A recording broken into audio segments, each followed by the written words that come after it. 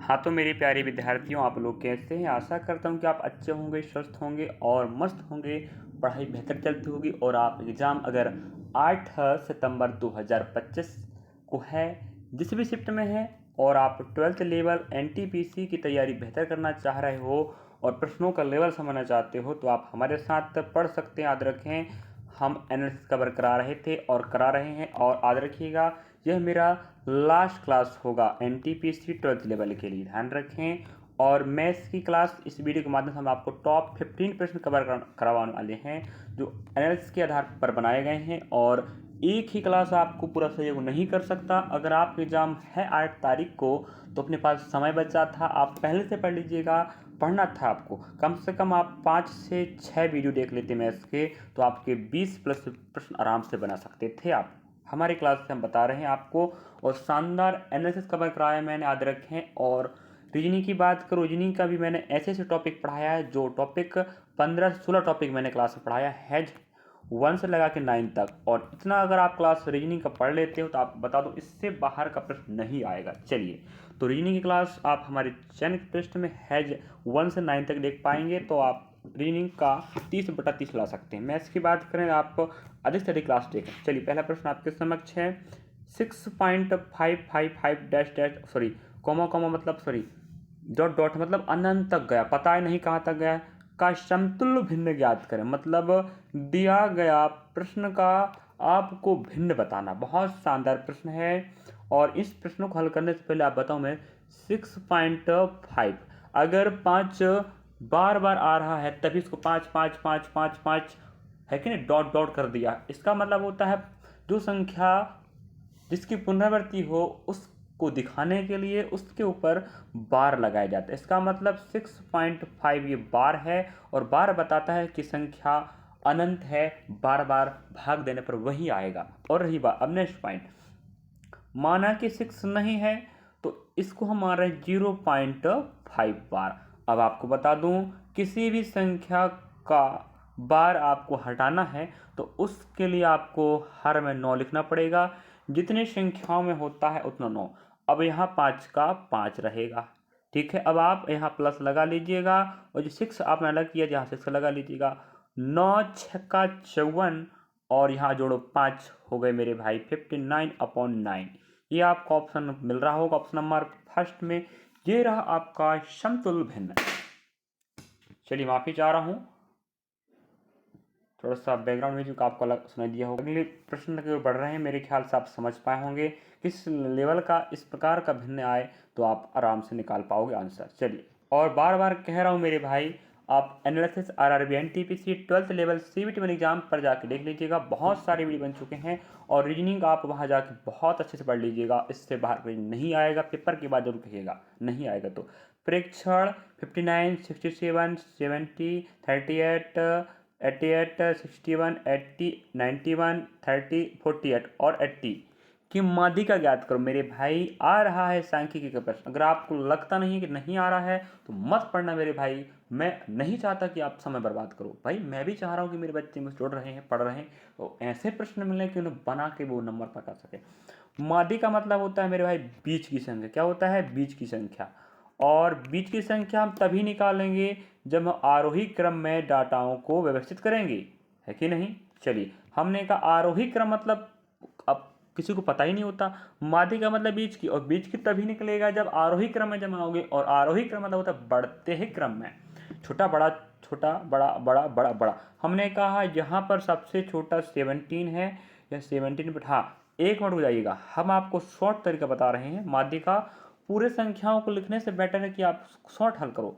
1 2 3 4 5 6 7 8 9 10 11। अगर विषम संख्या के रूप में आ जाए उनका क्रमागत, तो दो एक जोड़ दीजिएगा हमेशा। 12 बनेगा, 12 को 2 से भाग लगाओगे तो 6 बार जाएगा। यही कहलाता है माध्यिका। मतलब छठवां पद आपका माध्यिका ही आएगा। हम छठवां पद तक चलेंगे, पूरा पद नहीं लिखेंगे। हमने कहा 17 आएगा, ठीक है। नेक्स्ट आप देख पा रहे हो 30, है कि नहीं। नेक्स्ट 30 आएगा। फिर आपके पास बड़ी इकमाल से देखना पड़ता है, याद रखिए। अगर आपने मिस्टेक कर दी 38 आएगा, तो आंसर नहीं आएगा। बड़ी गौर से देखना पड़ेगा आपको डाटाओं को। अब 38 के बाद आप देखेंगे मेरे भाई 48 आएगा, ठीक है। अब आप और आगे बढ़ रहे हैं तो मेरे पास 59 आनी चाहिए, ठीक है, यहाँ पर है। चलो अब हमारे पास जो आंसर आएगा वो 61 आएगा। अब काउंट कर लेते हैं, क्या 6 हो चुके हैं? 1 2 3 4 5 6, हाँ 6 हो गया। यही तो आपका छठवां पद है, समझे कि नहीं भाई? हाँ बिल्कुल राइट आंसर है। कोई तकलीफ दिक्कत तो आप हमें पूछ सकते हैं। ये रहता है आपका शॉर्ट कॉन्सेप्ट। अगर विषम संख्या है, मतलब संख्याओं आंकड़ों की संख्या विषम है, तो एक जोड़ो 12 बनेगा, 12 से भाग लगाओ 6 में, सॉरी 2 से 6 आएगा। यही बताता है पदों की संख्या, कौन सा पद होगा माध्य का। समझे? नेक्स्ट प्रश्न पर बढ़ रहे हैं। अगर आप अध्याय पूछेंगे सर कौन कौन से आ रहे हैं वो बता सकते हैं। ये आदर के जो प्रश्न आप दिखा रहे हैं, जो एसएससी के नहीं, बैंक के नहीं, अदर स्टेट के नहीं, आपके रेलवे 2025 के ही प्रश्न हैं। और ऐसे प्रश्न आप एग्जाम आ रहे हैं, बच्चों से पूछ कर समझ कर एनालिसिस करके आपको पढ़ा रहे हैं। बेवकूफ़ी नहीं करना चाह रहे हैं हम कि आप अगर हमसे पढ़ रहे हैं तो आप समय बर्बाद करो, है कि नहीं? चलिए, यदि त्रिभुज ए बी सी है कि नहीं, तो हम एक बात सीधी बात करो बकवास, ए बी अनुपात पी क्यू का मान ज्ञात करो। कह रहा, हमने कहा ठीक है, अब कुछ नहीं करना। देखो प्रश्न पे ज़्यादा फोकस ना करो, हम आपको बता रहे हैं। हमारे पास लिखा, देखो ये लिखा 25/49, 25 को आप इस प्रकार लिख लीजिएगा, 49 जो हो गया। इनका हम निकाल देते हैं वर्गमूल, बस हो गया। 25 का वर्ग मेरे भाई 5 होता है, तो यहाँ पर 5 नहीं, यहाँ नहीं, यहाँ नहीं, यहीं आएगा, खत्म। और नेक्स्ट 49 का वर्गमूल 49 का, ठीक है, वर्गमूल बनेगा 7। अब ये बताओ 5/7 हमें कहाँ पर मिल रहा है? ऑप्शन नंबर सेकंड में। अब तो फिक्स हो गया, यही आंसर आएगा, ठीक है। चलिए नेक्स्ट प्रश्न को बढ़ रहे हैं। चलिए अगला प्रश्न आपके समक्ष है। और ग्रुप डी के एग्जाम अभी कोई डिक्लेयर नहीं हो पाया, याद रखें, अभी सुनवाई ही चल रही है। अभी नया तारीख फिर से दे दिया गया सुनवाई के लिए, तो फोकस अगर करना चाहते हो रेलवे ग्रुप डी का तो तैयारी करते रहें, अंत आप उसके चक्कर में ना पड़ें। आप और भी तैयारी कर सकते हैं। और जिनका एनटीपीसी स्नातक का अच्छा पेपर गया वो सीबीटी 2 तैयारी करें, जिनका 12th अच्छा गया वो सीबीटी 2 तैयारी करें, और अदर एग्जाम की तैयारी करते रहें। ग्रुप डी चक्कर ना पड़े। एग्जाम डेट कब आएगा ये भरोसा नहीं है, 2026 पहुंच जाए भाई। चलिए अगला प्रश्न आपके समक्ष है। आपको टॉप 15 प्रश्न मिलने वाले हैं। आप एक क्लास नहीं, कम से कम 5-6 क्लास देखिएगा, फायदा जरूर होगा, और ना होगा तो बोलिएगा। 6 संख्याओं का औसत 18 है। यदि प्रत्येक संख्या में 5 की वृद्धि कर दिया जाए तो नया औसत क्या होगा? इतना शानदार प्रश्न है, सिर्फ 2 सेकंड का, कुछ भी नहीं। जो औसत आपको दे के रखा है 18 है, इसका मतलब 6 संख्याओं का 18 है, सभी संख्या 18 हो चुकी। सीधी बात, हमने बोला औसत जो होता है वही होता है बराबर। 5 हैं संख्याएं, सॉरी 6 हैं, सबका औसत कितना है? 18, मतलब सभी संख्याएं 18 18 18 हो चुकी हैं। हमने कहा प्रत्येक, अगर एक में अगर आप 5 जोड़ रहे हो तो सब में 5 जोड़ोगे प्रत्येक में, तो हमने एक में जोड़ा, तो ये जोड़ पे 23 बन रहा है। यही आपका नया औसत होगा। ऑप्शन आपका ए बिल्कुल राइट होगा। समझे कि ना भाई? हाँ चलिए विश्वास के साथ पढ़ो, और वीडियो अच्छा लगे तो आप बिल्कुल लाइक सब्सक्राइब शेयर करते हैं ना, आपका ये सहयोग हमारा हौसला बढ़ा रहा है। चलिए अगला। और रही बात मेरे भाई 8, हाँ अब एग्ज़ाम डेट सिर्फ 8 सितंबर को होना लास्ट रह गया है एग्ज़ाम, इसके अलावा एग्ज़ाम अब नहीं होगा। और एग्ज़ाम अगर है आपका तो बढ़िया पढ़ो भाई, अभी समय है, आज 6 सितंबर हो चुका है, 6-7 बढ़िया पढ़ो, 8 को एग्ज़ाम दो। निम्नलिखित में से वह सबसे बड़ी संख्या कौन सी है जो 104 और 33 को विभाजित करने पर क्रमशः 8 और 5 शेष बचाती? आपको बता दूं, इतना शानदार कॉन्सेप्ट है। देखो ऑफलाइन क्लास भी हम लगाते हैं, आप ज्वाइन कर सकते हैं, ऐसी बात नहीं है।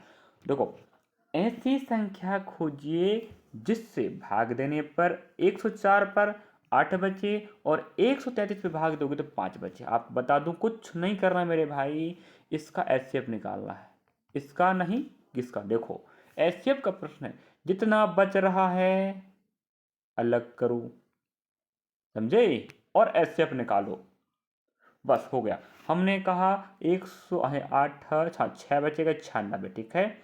वही रही बात, यहाँ 5 कम कर 128 बचेगा, मतलब 104 में 8 कम कर दो 96 बनेगा, 133 में 5 कम करो 128 बनेगा। मतलब वो संख्या ऐसी है जो 96 को विभाजित कर देगी और 128 करेगी। अगर वही संख्या से भाग दें 104 को तो 8 बचाएगा, 133 को भाग दिया 5 बचाएगा। हमने कहा ठीक है, वो देखो कुछ भी नहीं करना मेरे भाई, 128 आया है मान निकल कर घटाने पर, और आया 96।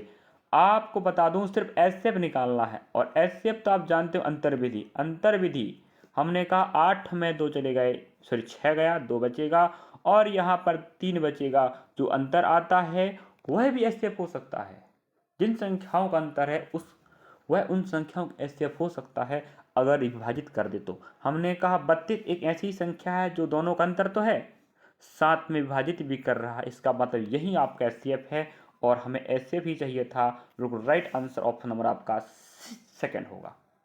आप लोग सीखे होंगे मेरे ख्याल से, और मैं आपको सिखा पा रहा हूँ। अगला प्रश्न को बढ़ रहे हैं, लास्ट तक बने रहे, शानदार है। और अगर आप अध्याय पूछना चाहते पूछ सकते हैं, सर कौन कौन सा अध्याय आ रहे हैं बता देते हैं।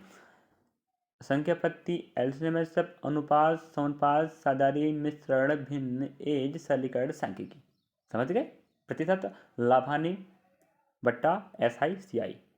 समय, दूरी, चाल, रेलगाड़ी, नौ, धारा।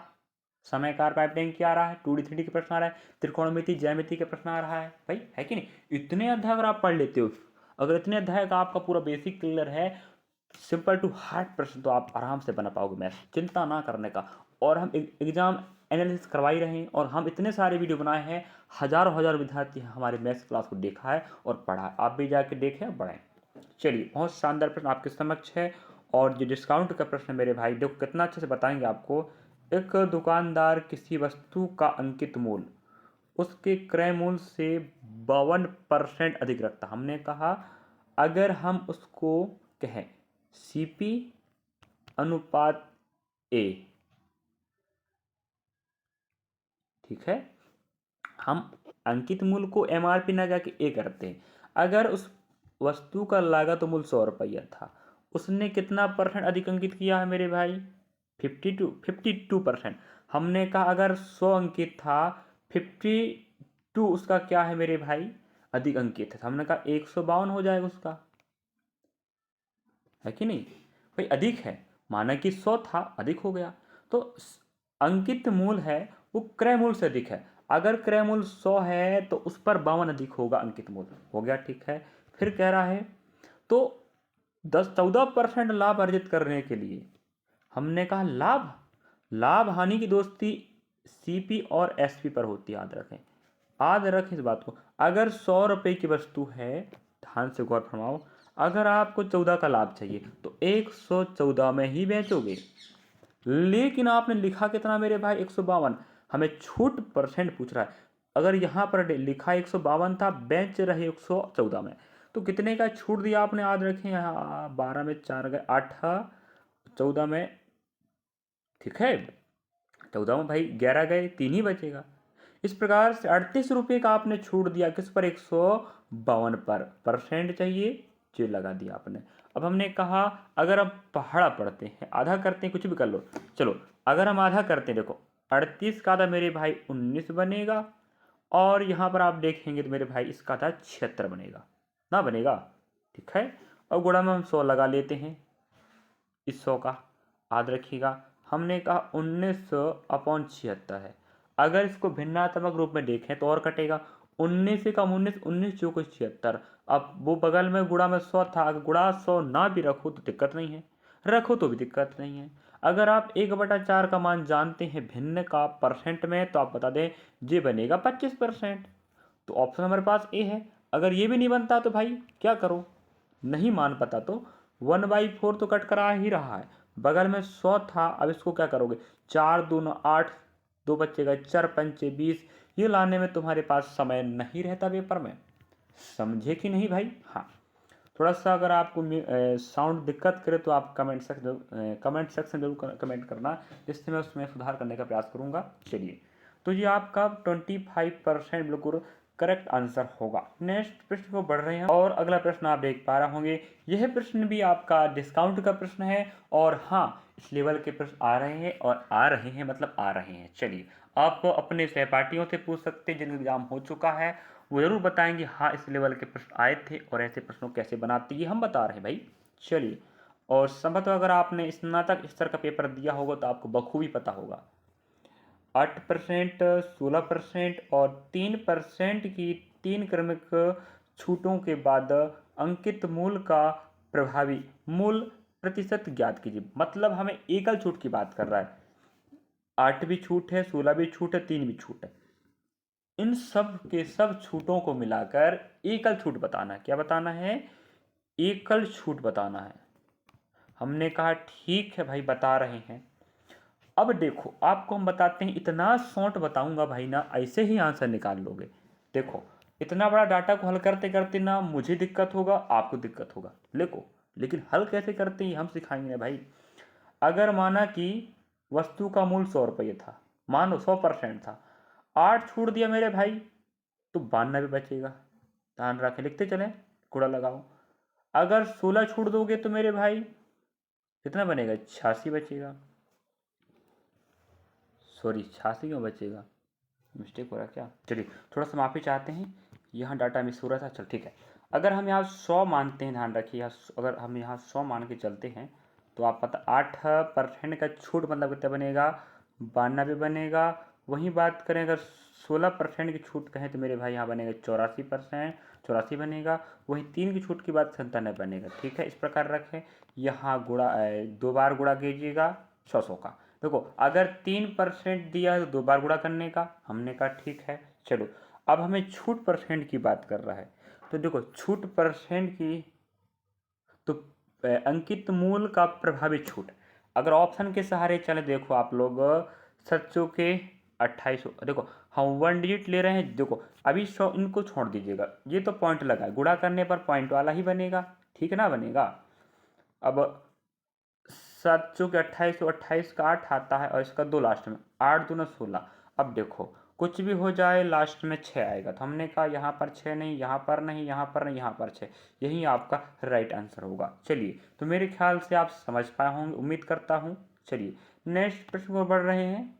अब 1 डिजिट का नियम लिया, 97 का 7 और 84 का, 7 का 28, 28 का 8 और यहाँ 2, 8 दूना 16।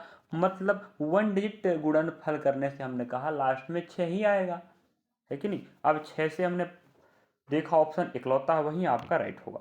अगला प्रश्न आपके समक्ष है और आप देख पा रहे होंगे, सिंपल इंटरेस्ट मतलब साधारण ब्याज मतलब एसआई का प्रश्न आया है। और ऐसा मत सोचिएगा कि रेलवे एनटीपीसी 12th लेवल का है तो आपको वहीं पर काम देगा, ऐसा बिल्कुल ना भाई।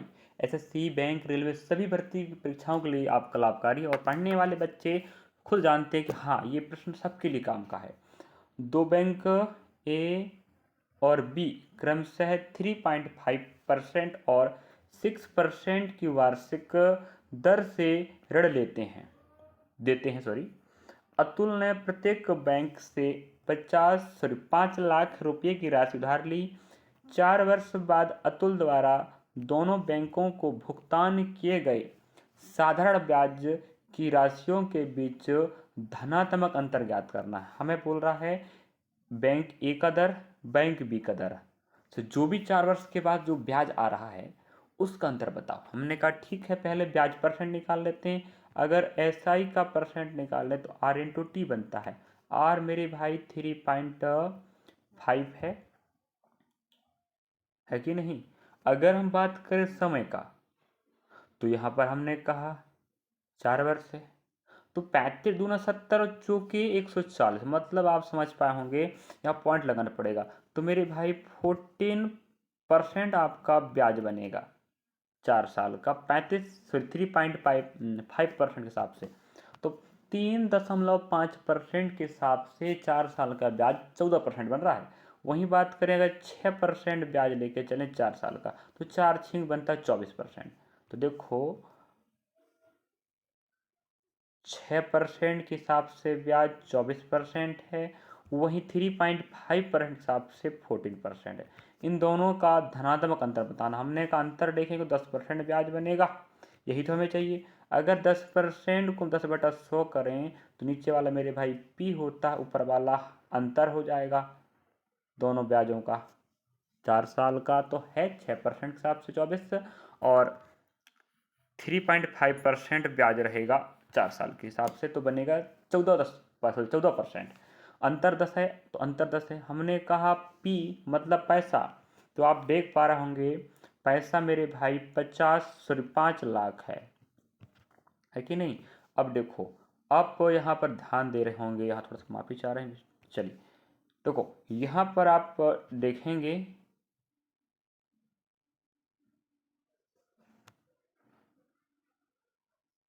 चलिए थोड़ा माफ़ी चाह रहे हैं, पूरा मिस्टेक हो गया भाई। हाँ, यहाँ पर आप देख पा रहे होंगे 10 पर 10 आए थे, यहाँ 100 आए थे ना। 100 हमारा पी है अनुपाती, और रियली हमारे पास पैसा कितना है, 5 लाख है। अब आप ये बताओ, यहाँ आप देख पा रहे होंगे अगर हम 5 को फोकस करें तो देख रहे हैं आप लोग, 2 जीरो चले गए, 2 जीरो चले गए, तो यहाँ अगर हम 5000 गुना करें तभी तो कितना बनेगा जी, सॉरी 500 गुना करेंगे ना, सॉरी एक जो और लगेगा मेरे भाई, यहाँ 2 काट दिए, तो 5000 गुना करेंगे तब 5 लाख आएगा। उसी प्रकार से यहाँ पर भी हम 5000 गुना कर देते हैं तो मेरे भाई 5000 गुना करने पर ये बन जाएगा 50,000 रुपया। यही आपका बिल्कुल राइट आंसर ऑप्शन नंबर 3 होगा। समझे कि नहीं? हाँ, यही आपका तरीका होनी चाहिए प्रश्न हल करने का। और भी आप बेसिक अगर पढ़ चुके होंगे तो आप आंसर निकाल सकते थे, अगर नहीं पढ़े हैं तो आपको बहुत मेहनत करना पड़ेगा, याद रखें। अगला प्रश्न आपके समक्ष है, और ये प्रश्न भी इस प्रकार के प्रश्न भी आ रहे हैं, याद रखें। दो संपूरक कोणों में सबसे बड़ा कोण छोटे कोण से 60 अंश अधिक है, छोटा कोण डिग्री में ज्ञात करो। हमने कहा बहुत शानदार प्रश्न बता रहे हैं, दोनों कोणों का योग हमेशा 180 रहेगा। ठीक है, हमने कहा छोटा वाला कोण, नेक्स्ट छोटा वाले से कितना ज़्यादा है, 60 अधिक है बड़ा वाला। ठीक है, ऐसा कर दिया हमने। देखो जो छोटा वाला कोण इसकी तुलना में 60 ज़्यादा है, हाँ है, ज़्यादा कर दिया हमने 60 प्लस करके। और एक बात ये आपको पता होनी चाहिए कि छोटा और बड़ा दोनों, छोटा और बड़ा दोनों का योग 180 होता है। हमने कहा ये बनेगा 2x बराबर 60 बराबर 180। जब यहाँ 180 रहेगा, जब 60 को पक्षांतर करोगे मेरे भाई यहाँ जाएगा, यहाँ 2x हो जाएगा। ठीक है, अब यहाँ घटाओगे 120 आएगा, यहाँ 2x रहेगा। थोड़ा सा हैंड राइटिंग बिगड़ जाता, याद रखें। 2x बराबर 120, यहाँ भाग लगाओगे तो x बराबर 60 आएगा। यही तो आपका छोटे कोण का माप है, और आपको पता होनी चाहिए छोटा कोण हमने x ही लिया था, ये आपका राइट होगा। वहीं आपको पूछे बड़ा कोण का माप, तो भाई मेरे भाई छोटा 60 है, अगला वाला बड़ा वाला 60 ज़्यादा है तो 120 बनेगा, तभी दोनों का योग 180 आएगा। ये आपको समझना पड़ेगा। चलिए नेक्स्ट प्रश्न, अगला प्रश्न आपके समक्ष है, और शानदार प्रश्न है। एक व्यक्ति अपनी मासिक आय का 55% खर्च करता है। अब ये बताओ, परसेंट में 55 खर्च किया, इसका मतलब वो 100% कमा रहा था। कितना परसेंट? 100%। अब 100 में से 55 खर्च कर लिए मेरे भाई, तो कितना बचा? 45%। ही ना बचा, बचा 45%। अब 45% बचा है, बचत हो गई। और हमें पूछ क्या रहा है, बचत, सॉरी उसकी प्रतिमाह बचत दिया है, बचत दिया है, और पूछ रहा है मासिक खर्च। हमने कहा चलिए बताते हैं, इसमें क्या तकलीफ, कोई तकलीफ नहीं। 100% कमा रहा है, अगर वो 55% खर्च करता है तो मेरे भाई 45% बचाएगा ना, बचाएगा। हमने कहा हमें दिया है बचत, तो ये बचत है, और खर्च पूछ रहा है। अब देखो आंसर, एक बात समझना आप लोग मेरे भाई, आंसर तो आएगा 55 के पहाड़े में। अगर और छोटा कर लेते हैं, अगर आपको लगता है, हमने कहा 5 एकम 5, 5 एकम 5 है कि नहीं, 5 नाम 45। अब आप देख पा रहे होंगे और छोटा तो ना होगा, अब तो 11:5 9 आया। जे 55% क्या बता रहा था खर्च, तो 11 रुपये खर्च किया अनुपात में, और 9 रुपये बचा रहा है, तो रियली में तो 6408 बचा रहा है। अब देखिएगा 11:9 है, और हमें पूछ रहा है उसकी खर्च, खर्च 11 रुपया है, आंसर 11 के पहाड़े में आएगा। अगर मैं ऑप्शन नंबर फर्स्ट की बात करूं तो 11 का पहाड़ा नहीं जाएगा। अगर हम 11 का पहाड़ा की बात करें, फर्स्ट में नहीं जाएगा, थर्ड में नहीं जाएगा, फोर्थ में नहीं जाएगा, ऑप्शन नंबर आपका सेकंड में जाने वाला आंसर। अब जी बताओ, अब आपने समझा इस बात को लेकर कि आंसर तो 11 के पहाड़े में आएगा, यही तो खर्च है, और हमें खर्च ही पूछ रहा है अनुपात में। हमने कहा 11 है, रियली में 11 के पहाड़े में होगा। आप लोग पढ़ लीजिएगा पहाड़ा, देखो ना भाई 78 32 है कि नहीं। अगर 11 का पहाड़ा पढ़ें तो 11 सत्ते 77, एक बचेगा, 11 कम 11 2 बचे, 11 दूना 22, गए ना पहाड़ा। यही तो आपका आंसर आएगा ऑप्शन नंबर सेकेंड 78 32। और याद रखिए ये मेरा लास्ट क्लास है एनटीपीसी 12th लेवल के लिए, और जल्द ग्रुप डी के एग्जाम डेट घोषित होगा, मैं आपको फिर से ग्रुप डी का पढ़ाना चालू करूंगा। और अगर आप ग्रुप डी की तैयारी करना चाहते हो, याद रखें हमने आरपीएफ कांस्टेबल का भी क्लास लगाया था और एनएलसी भी कवर कराया, आप लिस्ट में चेक कर सकते हैं। स्नातक का भी क्लास लगाया, एनालिसिस कवर कराया, उसको पढ़ें। 12th लेवल का पढ़ाया, उसको पढ़ें। तो इतने सारे क्लास पढ़ लेते हो तो ग्रुप डी के लिए आप बेहतर तैयारी कर पाओगे। सिर्फ आपको साइंस अलग से पढ़ना पड़ेगा, वही मैथ्स आएगा, वही रीजनिंग आएगा, वही जीके आएगा। मैथ्स रीजनिंग जीके, साइंस थोड़ा सा अलग से पढ़ना ही पड़ेगा। नेक्स्ट प्रश्न आपके समक्ष है और सरलीकरण का प्रश्न है, और इसको बताने का कष्ट करेंगे। आपके पास 1 कोष्टक हो गया, जी सेकेंड, जी आपके थर्ड। तो बोर्ड मास तो कहता है मेरे भाई पहले कोष्टक हल कर लो, हमने कहा ठीक है। यहाँ पर कोष्टक हल कर ले, 17 3 51 होता है ना, होता है तो इसका मान 51 हो जाएगा, गुणा लगा लीजिएगा। यहाँ भाग लगाओगे तो एक ही आएगा मेरे भाई, यहाँ ऐसे कर लो फिलहाल। एक बात ठीक है, इसका मान तो आप समझ पा रहे होंगे, 51 आएगा, इसका एक आएगा। और यहाँ पर हम देखो आधा भी कर सकते, इस बात नहीं है। चलो अगर हमने कहा कि चलो अगर हम बात करें 18 दूना 36, ठीक है, यहाँ 36 लिखें, माइनस हम करेंगे 14। तो 14 में आप देखो 6 में 4 गए 2 बचेगा, और यहाँ 2 आ जाएगा, ठीक है। अब हमने कहा अब नीचे 2 से भाग लगाएंगे, 2 एकम 2, 2 एकम 2 मतलब 11 आएगा। इसका मतलब इसका मान 51, इसका मान 1, इसका मान 11। अब आप खुद देख के बताओ इसमें क्या तकलीफ, बताओ है कि नहीं। वो इजी था कि नहीं। जब इजी प्रश्न को आप कर नहीं पा रहे तो क्या दिक्कत होगा ना, बताओ भाई।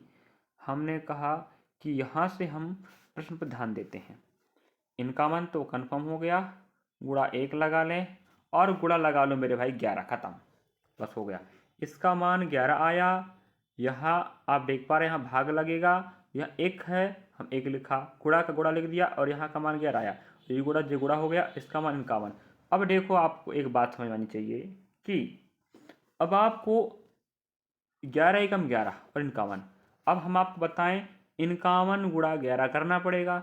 आपको बता दूं जब भी किसी भी संख्या को 11 से गुणा करोगे तो संख्याओं को फैलाओ, 5 का 5 और 1 का 1 हो जाएगा, दोनों को जोड़ो आपस में 6, तो 551 आपका राइट होगा। ये आपने गुणा करना भी सीखा 11 का।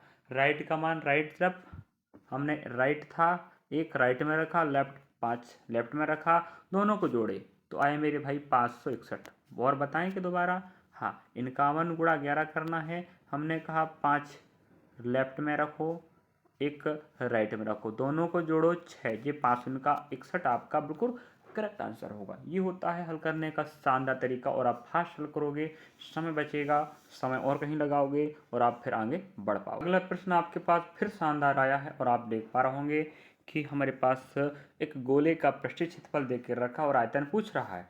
एक गोले का पृष्ठीय क्षेत्रफल 25 पाई सेंटीमीटर स्क्वायर है, गोले का आयतन ज्ञात करो। अब आपको क्षेत्रफल बननी चाहिए, ये गोला होता है आधा पूरा भर कर रहेगा, और क्षेत्रफल अगर नहीं पता पृष्ठीय वाला तो आप आयतन नहीं निकाल पाओगे। हमने कहा अगर फॉर्मूले की बात करें, है कि नहीं, तो चल रहे हैं भाई। आयतन की बात करें तो 4/3 पाई आर का क्यों रहेगा, आयतन याद रख, मैं लिखवा देता हूँ, पढ़ लीजिएगा और लिख लीजिएगा। अगर जिन्हें फॉर्मूला नहीं याद तो भाई याद करके रखें, तभी प्रश्न बनेगा। अगर वहीं आयतन की हम बात किया, ठीक है, अगर क्षेत्रफल की बात करें तो 4πr का स्क्वायर होता है, ठीक है। हाँ पहले हम क्षेत्रफल लगाएंगे, हमने कहा कि 2500 पाई बराबर 4πr का स्क्वायर, ठीक है। ये फॉर्मूला हो गया, ये भाई उसका मान हो गया, हमने कहा पाई से पाई चला जाएगा, ठीक है। यहाँ 25 बैठा है, यहाँ जो गुणा में है, जब भाग में आए तो इधर पक्षांतर भाग में जाएगा, r की पावर 2। अगर आप ध्यान दे रहे हो तो पावर हटाओगे तो अंडर रूट लगेगा, 25 का वर्गमूल 5 हो जाएगा और 4 का 2 हो जाएगा, इसका मतलब 5/2 क्या मान आएगा, r का मान, ठीक है। r मतलब त्रिज्या, अब त्रिज्या का मान मिल गया तो गोले का आयतन हमने कहा भाई 4/3 तो होता पाई आर का स्क्वायर, ना क्यों होता है, ना होता क्यों। अब हमने कहा 4/3 बैठेगा, और पाई का मान तो रखना नहीं है, गुणा। अब आर का मान ये बताओ 5/2 आया है, और हमने कहा पावर 3 लगा देते हैं। अब आप देख पाएंगे यहाँ पर कि भाई 5 की पावर 3 मेरे भाई 125 बनेगा, नहीं याद तो पढ़ना पड़ेगा, और दो की पावर 3 कितना बनेगा, 6 बनेगा, सॉरी हाँ माफ 8 बनेगा मेरे पे, कितना बनेगा 8 बनेगा, ठीक है। अब इतना रख दिए। अब 25/8 आया है, याद रख, ठीक है। हाँ हमने कहा कि 4/3 इंटू 125/8 आया। अब 8 का 8 में भाग लगाएंगे, 4 दूना 8 हो जाएगा, 3 दूना 6 और 125 है ही। इसका मतलब पाई तो हमने काटा नहीं, 125/6 और ये पाई सेंटीमीटर घन आएगा, क्योंकि आयतन चाहिए हमें। ऑप्शन नंबर फर्स्ट में आप देख पा रहे होंगे 125 पाई/6 सेंटीमीटर घन। आपने समझा वक्र पृष्ठ क्षेत्रफल, सॉरी हाँ पृष्ठीय क्षेत्रफल। तो पृष्ठीय क्षेत्रफल पता होनी चाहिए 4 पाई r²। वहां से आपने r का मान निकाला, उसके बाद पुटअप करे आपने आयतन पे 4/3 पाई r का घन, तब आपका मान आया है 125/6 पाई। नेक्स्ट, अच्छा कि पाई का मान नहीं दिया था, पाई ही रखवा रहा, जिससे काटा पीटी दिक्कत नहीं हुआ, आसान हो गया।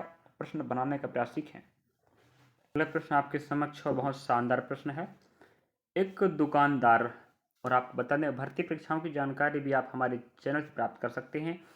एक दुकानदार 20 पेन 15 रुपये प्रति की दर से और 30 पेन 10 रुपये प्रति की दर से खरीदता है। कहने का मतलब ये है, आपने 20 पेन लाया, प्रत्येक का मूल्य 15 है, तो हमने कहा 15 दूना 30 मतलब 300, तो पूरा पेन का कीमत 300 हो गया। वही बात 30 पेन आपने लाया, प्रत्येक पेन की कीमत 10 है, तो हमने कहा ये बनेगा 300। इसका मतलब जो पूरा पेन लेकर आया है बंदा ने 600 का लेकर आया है। कितने पेन लाया है, 30 और 20 हो गए 50, तो 50 पेनों को लेकर आया है, लेकिन कितने में लाया है, 600 में लाया। अब कह रहा है उन्हें 14 रुपये प्रति की दर से बेचता है। हमने कहा ठीक है भाई, पेनों की संख्या 50 है, प्रत्येक को बेच रहा है 14 की दर से। हम कहा 14 पंजे 70 मतलब 700 रुपये बेच दिया। पूरे पेनों को लेकर आया कितने में, 600 में, और बेच रहा सभी को 700 में। तो ये बताओ उसका फायदा ना हुआ, बताइए हुआ ना फायदा। अब कह रहा है वो, तो प्रति पेन लाभ, हमने कहा 600 में लाया पूरे पेनों को और 700 बेच दिया, तो उसको लाभ हुआ मेरे भाई, वो हुआ 100 रुपये का लाभ ना हुआ है। अब ये बताओ प्रति पेन लाभ पूछ रहा था, हमने कहा पूरे पेन 50 हैं, 50 दूना 100 मतलब प्रत्येक पेन पर उसे 2 रुपये का लाभ हुआ। ऑप्शन हमारे पास थर्ड राइट है। थोड़ा सा प्रश्न हठीला नहीं हुआ है, बस इजी है। कुछ प्रश्न टॉपिक से आते हैं, टाइप से आते हैं, कुछ ऐसे आते हैं जो आपको समझना पड़े, खुद बनाना पड़ता है। तो ये प्रश्न बढ़ रहा है आपके लिए, और अगले प्रश्न को बढ़ रहे हैं हम। चलिए नेक्स्ट प्रश्न को चलें। और ये प्रश्न आप देखकर समझ पा रहे होंगे, अनुपात समानुपात का प्रश्न है। हमने बताया था अध्याय का नाम। और नहीं आएगा पेपर में इस प्रकार के, या एग्जाम जो देकर आ चुके हैं पूछना क्या इस प्रकार के प्रश्न आए थे नहीं आए थे, वो जरूर बताएंगे आए थे। और एक ही क्लास आपकी पूरी नहीं कर सकती तैयारी, याद रखें, बार बार कह रहा हूँ, मत कहना बाद में सर आपकी क्लास एक भी नहीं फंसा। ऐसा नहीं हो सकता मेरे भाई, फंसेगा और आएगा। और रही बात ज़्यादा से ज़्यादा क्लास देखो तो आपका ही फायदा होगा। 0.09 और 16 के बीच मध्य अनुपात ज्ञात करें। आप पता होगा मध्य अनुपात का फॉर्मूला क्या होता है, b का स्क्वायर बराबर a इंटू सी। ए मतलब पहला मान, c मतलब दूसरा मान। हमने कहा 0.09 इंटू 16 अंडर रूट, हम पक्षांतर कर दिए b को, b का पावर 2 था, पक्षांतर करने पे क्या बनता है, अंडर रूट बनता है। अब यहाँ b रह जाएगा, b मतलब हो जाएगा मध्यानुपात। अब इन्हें गुणा करोगे तो ये बनेगा मेरे भाई, देखो हमारे पास 1 2 दो संख्याओं के पहले पॉइंट लगा है, तो बाद में लगा 16 नंबर 144 होता है ना, होता है 144, ठीक है। हमने कहा ठीक है। अब आप देखो, अगर आप पॉइंट लगा रहे हो तो यहाँ लगाना पड़ेगा पॉइंट, है कि नहीं भाई। दो संख्या थी आपके पास, उसके पहले पॉइंट लगा था, हमने कहा 1 2 लगा दिए। अब 144 का वर्गमूल आप देखो, अगर आप b का मान निकाल रहे मध्यानुपात, हमने अंडर रूट कहा 144 हो गया। अब हमारे पास सब पॉइंट था यहाँ पर, हटा के आप उसका 100 बना दीजिएगा ना, बनाओगे। अब ये बताओ, अब आप b बराबर देखोगे 100, अगर आप 44 का वर्गमूल निकालो तो मेरे भाई 12 आएगा, और यहीं पर आप अगर आप 100 का निकालो 10 आएगा। कितना आएगा, 10 आएगा। अब आप 1.2 कर सकते हो, 10 हटाओगे नीचे से तो यहाँ पॉइंट लगाना पड़ेगा, तो 1.2 आपका ऑप्शन नंबर 4 में है। यही आपका मध्य अनुपात होगा 0.09 और 16 का। नेक्स्ट प्रश्न, अगला प्रश्न आपके समक्ष है। और मेरे भाई चिंता मत करना कि मैं फालतू पढ़ा रहा हूँ, मैं नहीं चाहता कि मुझे आप गाली दो या डांटो कि यार सर आपने पढ़ाया कुछ नहीं फंसा। मैं बड़ी मेहनत करता हूँ, उसके बाद डाटा ला के दे रहा हूँ कि बच्चे पढ़ें तो कम से कम, है कि नहीं। चलिए, तो आप विश्वास के साथ पढ़ना, लास्ट तक पढ़ा करो। उसके बाद तुम आप खुद कह पाओगे कि हमने मॉक टेस्ट दे रहे थे तो हाँ इसी प्रकार प्रश्न आ रहे थे, या हमने एनालिसिस और कहीं से देखा तो अभी ऐसे प्रश्न आ रहे थे। तो आज लास्ट क्लास है मेरा भाई जी एनटीपीसी के लिए, फिर बाद में हम फिर देखेंगे। निम्नलिखित में से कौन सी संख्या 64 से विभाज्य है। हमने कहा 64 का पहाड़ा तो मुझे ना बनता है, न आपको ना बनता होगा। हमने कहा ठीक है, अब देखो इसको हल करने का तरीका से हमने कहा अगर हम ध्यान दें, इसको अगर खंडित करें तो ये बनेगा 16 चौके 64। क्या हुआ, 16 चौके 64। अब ये बताओ, ये आपने समझा। हमने कहा अगर उस संख्या में 16 का भाग चला जाए और 4 का चला जाए, हमने क्या बोला, तो वो संख्या 64 से विभाज्य होगी। हमने कहा हम पहले 4 का नियम लगाते। 4 का नियम कहता अंतिम दो संख्या में, अगर आपने विभाजिता का नियम पढ़ा होगा, ठीक है, तो आपको पता होगा। हमने अंतिम दो संख्या में अगर भाग चला जाए 4 का, तो पूरी संख्या में भाग चला जाएगा। हमने कहा अंतिम दो संख्या में 4 का भाग जिंदगी नहीं जाएगा पूरा पूरा, यहाँ भी जिंदगी नहीं जाएगा, यहाँ भी नहीं जाएगा, तो यहाँ पर तो 4 का भाग पूरा पूरा जाएगा। यही आपका राइट होगा। और ये तरीका होता है बिल्कुल विभाजिता के नियम से। तो आप ऐसे कर सकते हो, नियम पढ़ोगे तब बना पाएगा ना भाई। तो पढ़ने का प्रयास कर नियमों को, तब बना पाएंगे। अगला प्रश्न आपको होमवर्क देने वाले हैं भाई, ये प्रश्न आप बनाएंगे तो आपका ही फायदा होगा, वरना आपको पछताना हो सकता है। चलिए थोड़ा सा जूमिंग कर देते हैं, पढ़ के बता देते हैं फिलहाल। लेकिन एक बाइक 92 किलोमीटर प्रति घंटा की चाल से एक निश्चित यात्रा 6 घंटे में पूरा कर सकती है। उसी दूरी को 3 घंटे में तय करने के लिए बाइक की चाल कितना होनी चाहिए, सॉरी कितना होनी चाहिए नहीं पूछ रहा है, पूछ सकता था कि उसी दूरी को, दूरी सेम है, समय आपको कह रहा है कि कम लेना है, तो चाल क्या रखनी होगी ये पूछ सकता था। लेकिन पूछ रहा है कितनी बढ़ानी होगी। चलो मैं ही बता देता हूँ भाई, आप ना बताओ मुझे पता है। तो हमारा काम आपको पढ़ाना है, लिखाना है, बढ़ाना है, कुछ नहीं करना है। दूरी देखो, डी बराबर डी, मतलब दूरी वही है सेम, D1 D2 नहीं, अलग अलग नहीं, वही दूरी वही दूरी। तो डी डी बराबर, हमने कहा डी बराबर क्या होता है, एस इंटू टी बराबर एस इंटू टी। पहली चाल 92, समय 6, है कि नहीं। चाल हमें नहीं पता, चाहिए समय कितना, 3 घंटा, बस हो गया। इतना तो करना था भाई। हमने कहा चलो हाँ जी एस है ना, ठीक है, 3 दूना 6, 2 दूना 4, 2 नाम 18।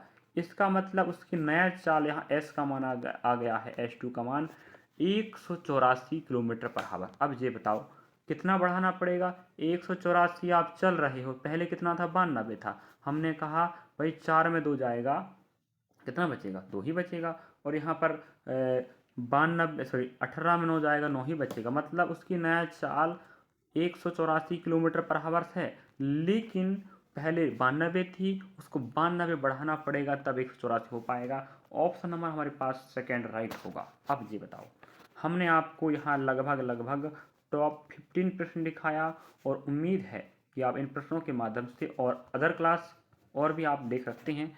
उसके बाद आप कह देना कि हाँ सर मज़ा आया टेस्ट देने में, या हमने जो पेपर दिया अच्छा लगा। रीजनिंग की बात करूँ मैं आपको, हैज 1 से लगा के 9 तक अगर आप देख लेते हो, तो इससे बाहर का रीजनिंग अगर आ जाए तो आप कमेंट करना पेपर देने के बाद। और करंट अफेयर पढ़ना चाहते हो पढ़ लीजिएगा। कंप्यूटर के 4 से 5 प्रश्न आ रहे हैं, याद रखें।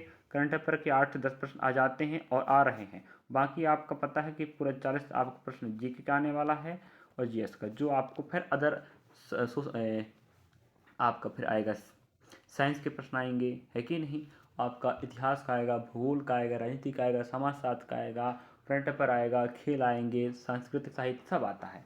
तो इस प्रकार से आप देख पाएंगे। और वीडियो अच्छा लगे तो लाइक करना, सब्सक्राइब करना, शेयर करना और कमेंट सेक्शन में ना भूलें वीडियो कैसा लग रहा है। मिलूंगा नेक्स्ट क्लास के साथ तब जब वैकेंसी आएगी। और जल्द याद रखें जल्द आंसर की आएगा पेपर के 1 हफ्ते के अंदर। तो 8 तारीख को लास्ट है, तो 1 सप्ताह मान लीजिएगा, 1 सप्ताह के अंदर आपका एडमिट कार्ड आने वाला है। सॉरी, एडमिट कार्ड नहीं, आंसर की लगभग। और 12वीं पास की कहानी नेक्स्ट, स्नातक स्तर का जल्द ही रिजल्ट आने की संभावना है। देखना होगा कट ऑफ किस जोन का कितना जाता है। अब बात की बात है, मिलेंगे नेक्स्ट क्लास में। उम्मीद है कि आपने समझा होगा, सीखा होगा। चलिए, थैंक फॉर वॉचिंग। पढ़ते रहें, हम आपके साथ हैं। और वीडियो अच्छा लगा तो ज़रूर सपोर्ट और सहयोग करना मेरे भाई, और शेयर करना भूलें। जिस विद्यार्थी का 8 तारीख को, उसको बताओ कि पढ़कर जाए इतना बस, और क्लास ऐड कर ले मैथ्स का, फिर मजा आएगा पढ़ने में, है कि नहीं। करंट अफेयर हम पढ़ा रहे हैं, टॉप 10 करंट अफेयर घटना चक्र पर जाकर देखें, और भर्तियों की जानकारी पर डे देने का प्रयास करते हैं। अगर कोई वैकेंसी आती तो भी आप ज्वाइन करें भर्तियों के लिए भी। चलिए, मिलेंगे नेक्स्ट क्लास।